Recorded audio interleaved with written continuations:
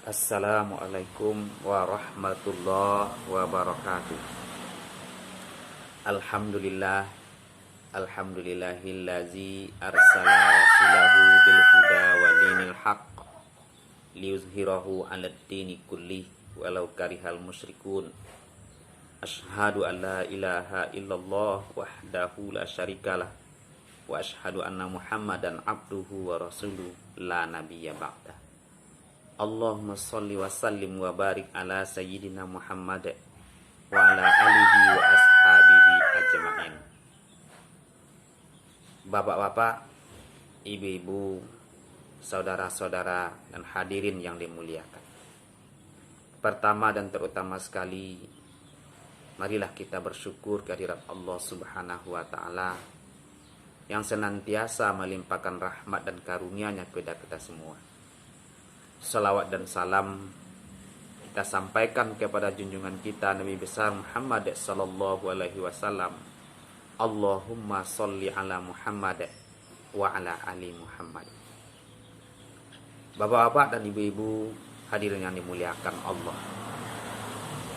Indonesia adalah negara besar yang terdiri dari banyak pulau, mulai dari Sabang sampai Merauke, dan juga banyak suku dan berbagai ragam bahasa. Indonesia adalah negara yang mempunyai pemahaman agama yang juga banyak dan tradisi beserta budaya. Sehingga negara kita ini bisa dikatakan negara yang majemuk. Kemajemukan yang dimiliki Indonesia itu adalah sebagai rahmat yang diberikan oleh Allah Sang Pencipta. Kenapa dikatakan sebagai rahmat?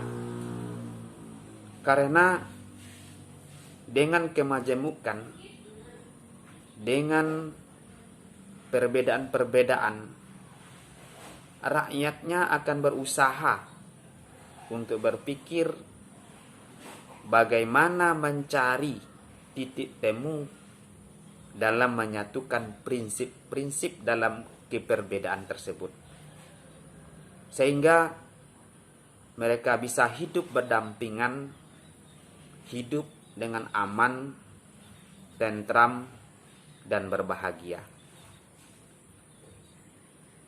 Dia akan berusaha menciptakan kehidupan yang berbahagia dalam keanekaragaman yang berbeda-beda tersebut. Kaum muslimin yang dimuliakan Allah, masalah inilah yang menjadi pokok pikiran utama bagi pendiri bangsa kita ini. Sehingga para pendiri bangsa berpikir dengan semaksimal mungkin, berijtihad secara bersama, sehingga dibentuklah negara ini dengan kesepakatan dengan bentuk Negara Kesatuan Republik Indonesia yang disebut juga dengan NKRI.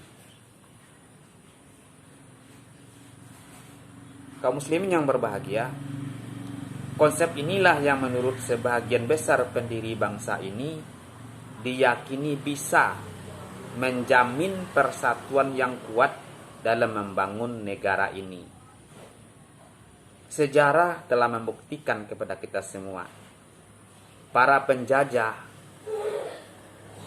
negara kita yang dahulunya, yaitunya kolonial Belanda, dia berusaha dengan semaksimal mungkin untuk memecah belah negara kita ini, yang disebut dengan politiknya divide et impera, atau politik pecah belah. Perbedaan-perbedaan ini yang dimunculkan ke tengah-tengah masyarakat, keegoan mereka dimunculkan, sehingga terjadilah permusuhan,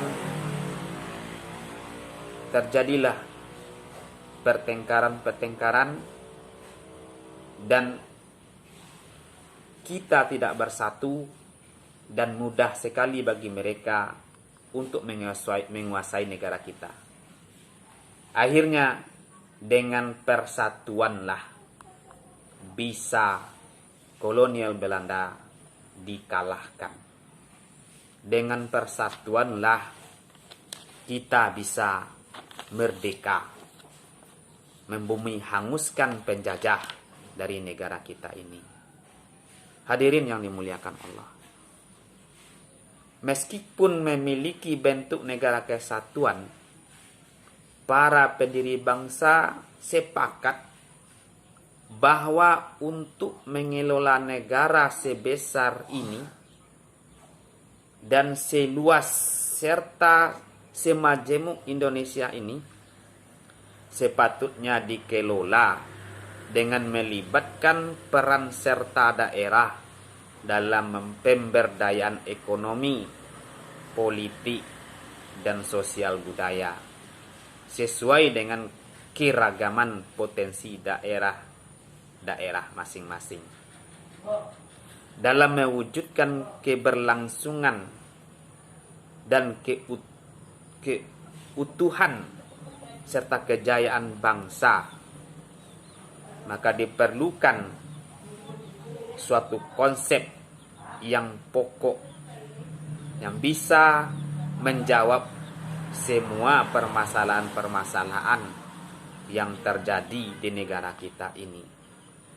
Karena negara kita ini adalah negara yang majemuk, negara yang berbeda-beda suku, negara yang berbeda-beda agama, ras, dan kebudayaan. Maka konsep pokok ini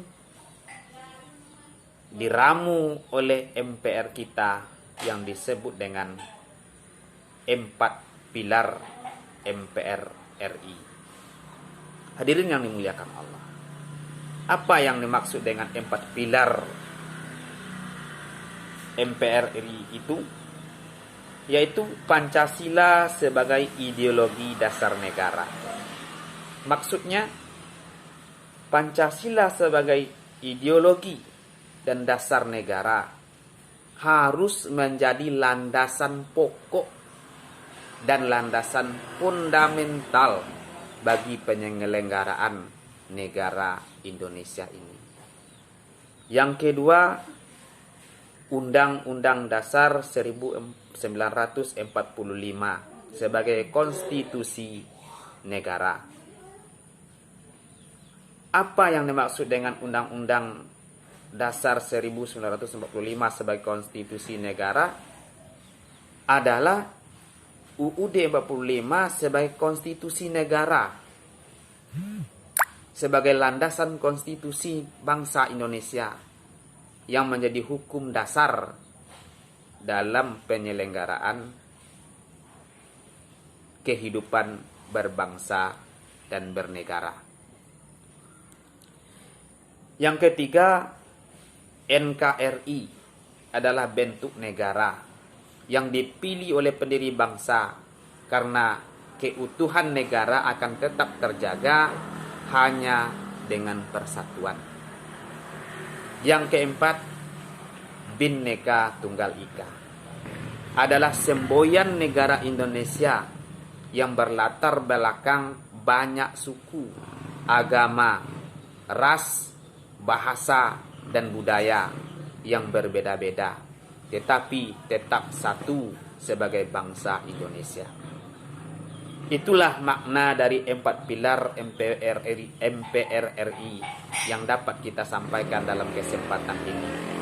Semoga pemirsa dapat lebih mengembangkan pemahaman yang lebih dalam demi keutuhan dan kejayaan negara kita ini. Wabillahi taufik wal hidayah. Assalamualaikum warahmatullahi wabarakatuh.